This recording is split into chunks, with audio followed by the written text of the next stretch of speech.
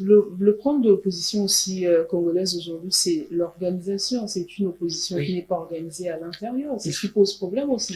Ben écoutez, je pense que l'opposition n'est pas organisée pour plusieurs raisons. Je crains que dans le propos qui va être développé, on pense que nous mettons sur le dos de l'opposition les problèmes du Congo.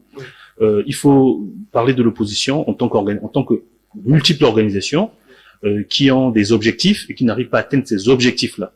Mais il y a un pouvoir en face qui est responsable de la situation du pays, qui est responsable constitutionnellement des problèmes du pays. Quant à l'opposition, en effet, a des problèmes d'organisation. Je prends l'exemple du FROCAD, qui, par exemple, incarnait un groupe de partis, a eu un changement à sa tête au mois de décembre, il me semble, d'accord? Et ça a été donc, la direction a été transférée, en tout cas a été occupée par Monsieur Mirassa depuis un moment. Et donc, ceux qui étaient là avant FROCAD, avant décembre, on ne les a plus vus au FROCAD en tant que tel. Nous, Ligue panafricaine Moja, nous avons rejoint la dynamique à partir du mois de début février, qui a demandé le meeting un meeting qui a été interdit du 6 mars. Et nous sommes arrivés, nous avons trouvé un bloc d'opposition, alors qu'en face, il y a une autre opposition, où il y a M. Nzan, M. Parfait Kolela, candidat à l'élection présidentielle. Il y a une autre partie de l'opposition qui n'a pas présenté de candidature, qui n'a non plus donné aucune consigne. Je pense par exemple à l'UPADS ou encore au MEST, je crois, de Madame Monari, etc. Et donc, on se retrouve, allez, à minima avec 3 composants de l'opposition. Ceux qui appellent au boycott, donc nous autres, de l'élection présidentielle.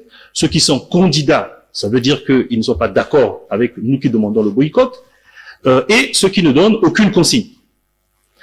Ça veut dire que ça appelle à un travail de l'opposition. Il faut qu'il y ait des rencontres, des états généraux, je ne sais pas comment il faut les appeler, de l'opposition. Il y a plusieurs pistes. On n'est pas obligé d'être dans le même groupement d'opposition juste parce qu'on est opposition. Il faut qu'on sorte aussi de cette image, je vais dire, non, il faut absolument créer des conditions de regroupement objectives, politiques, idéologiques.